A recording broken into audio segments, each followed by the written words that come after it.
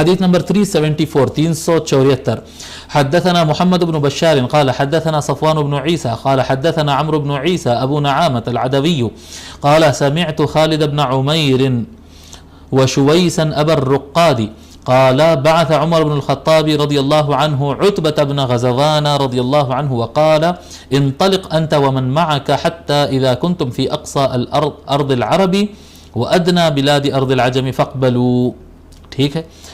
حضرت ابو الرقاد شویس ابو الرقاد کہتے ہیں، یہ تابعی ہے، یہ کہتے ہیں حضرت عمر رضی اللہ تعالی عنہ، عمر بن خطاب رضی اللہ تعالی عنہ نے عتبہ بن غزوان کو بھیجا. عتبہ بن غزوان کے بارے میں لکھ لیجئے، پھر آگے ہم پڑھتے ہیں.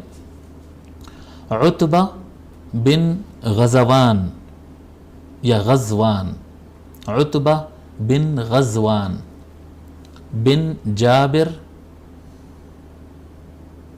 پھر سے عتبہ بن غزوان بن جابر المازنی، المازنی یہ آپ کا قبیلہ ہے.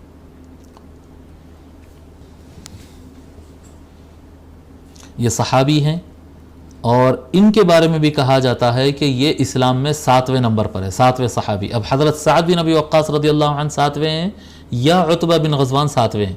اگر عتبہ 7ویں ہیں، عتبہ بن غزوان، وہ ایک عتبہ قریش کا وہ بھی تھا، وہ کفار کا جو بدر میں مارا گیا، وہ کافر. یہ عتبہ بن غزوان ہے.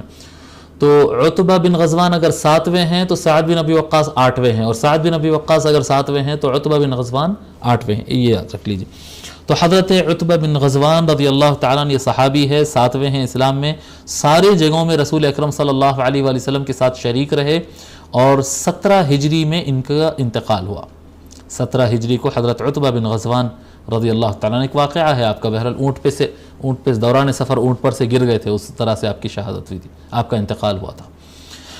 تو حضرت عمر رضی اللہ تعالیٰ عنہ اپنے زمانہ خلافت میں عتبہ بن غزوان رضی اللہ تعالیٰ عنہ کو بھیجے اور فرمائے کہ جاؤ تم اور اپنے گروہ کو، اپنے خاص لوگوں کو، جی اپنی آرمی کو، اپنی ٹیم کو ساتھ میں لے کر جاؤ.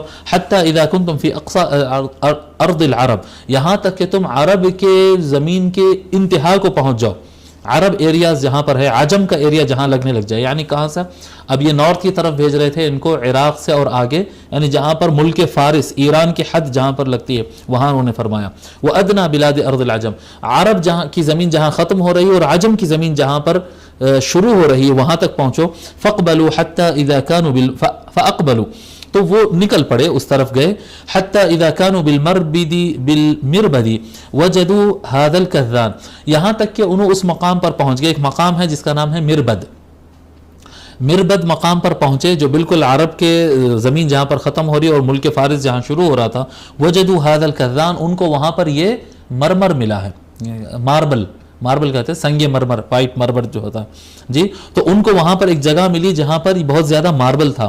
فقالوا ما هذه البصرة، انہوں نے پوچھا، کچھ لوگ نے پوچھا کہ یہ کون سے مقام پہ ہم پہنچ گئے؟ تو انہوں نے کہا کہ یہ بصرہ ہے، یعنی بصرہ سے بھی آگے کے حدود پہ ہی نکل گئے تھے، ایریا بصرہ کا کہلاتا تھا. فساروا حتى اذا بلغوا احيال الجسر الصغير، پھر وہاں سے بھی وہ لوگ چل پڑے یہاں تک کہ وہ لوگ ایک ایسے مقام پہ آئے کہ ندی کے اوپر ایک پل تھا بنا ہوا، وہ پل کے سامنے حصے میں یہ لوگ پہنچ گئے. فقالوا ها هنا امرتم، اس جگہ پر پہنچ کر انہوں نے کہا کہ ہاں یہ جگہ تک جانے کا، یعنی اپنے حدود کا راؤنڈ اپ لگانا تھا اور اس طرح سے.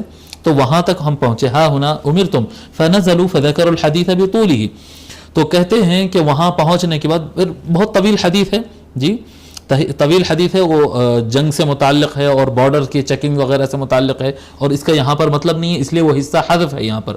تو سارا حدیث انہوں نے ذکر کیا. اس کے بعد پھر آگے آتا ہے اسی حدیث کی کنٹینیو میں بڑا پارٹ چھوڑنے کے بعد، فقال عتبہ بن غزوان، تو وہاں پر حضرت عتبہ بن غزوان رضی اللہ تعالیٰ نے فرمایا لقد رأيتني وإني لسابع سبعة مع رسول الله صلی اللہ علیہ وآلہ وسلم ما لنا طعام إلا ورق الشجر حتی تقرحت اشداقنا.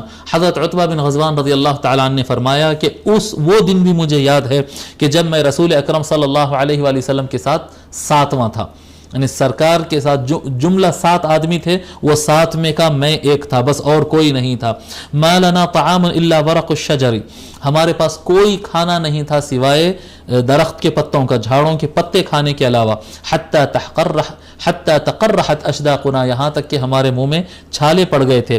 فالتقطت بردة فقسمتها بینی وبین سعد، مجھے راستے میں ایک مرتبہ ایسا ہوا، ان دنوں کی بات، ایسا ہوا تھا کہ ایک مجھے چادر مل گئی تھی، ایک تھوڑی سی شال جیسی ایک چادر مجھے راستے میں پڑی ہوئی مل گئی تھی، تو اس کو میں لے کر اس کو میں نے تقسیم کر لیا تھا میرے اور سعد کے درمیان. یہ ایک ہی وقت کے مسلمان ہیں. دیکھیے آپ، حضرت عتبہ بن غزوان اور سعد بن ابی وقاص رضی اللہ عنہما اس چادر کو آدھی بانٹ لیے تھے.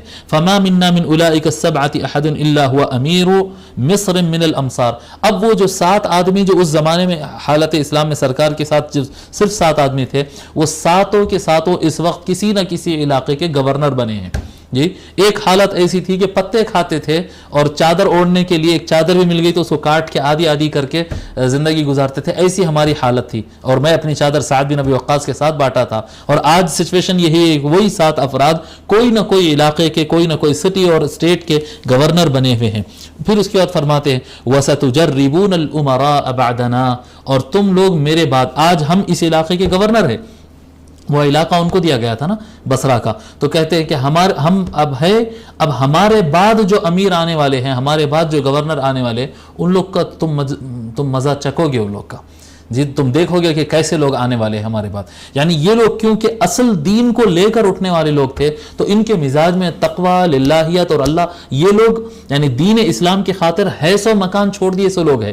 تو یہ لوگ کو جب دنیا کی حکومتیں اور بڑے بڑے علاقے ملے تو ان سے غبن کرنا اور کرپشن کرنا اور ناانصافی کرنا اور ظلم کرنے کا کوئی امکان ہی نہیں تھا یہ لوگ، کیونکہ یہ لوگ حیث و چیز کو کھوئے تھے، حیث و چیز کو قربان کر دیے تھے اسلام کے لیے. تو آنے والی نئی چیز کو کہاں سے یہ لوگ اسلام کے لیے چھوڑیں گے؟ جی، اسلام کو چھوڑیں گے وہ نئی چیز کے لیے.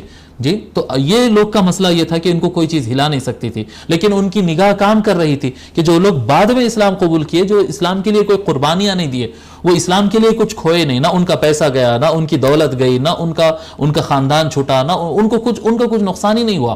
وہ اسلام پورا اٹھ جانے کے بعد آئے، اپنے قبیلے کے ساتھ مل لیے اور اسلام کا اعلان کر لیے. تو یہ لوگ جب حاکم بنیں گے تو تم دیکھنا کہ کیسے حکمران رہیں گے. ہم کیسے حکمران تھے اور یہ لوگ کیسے رہیں گے.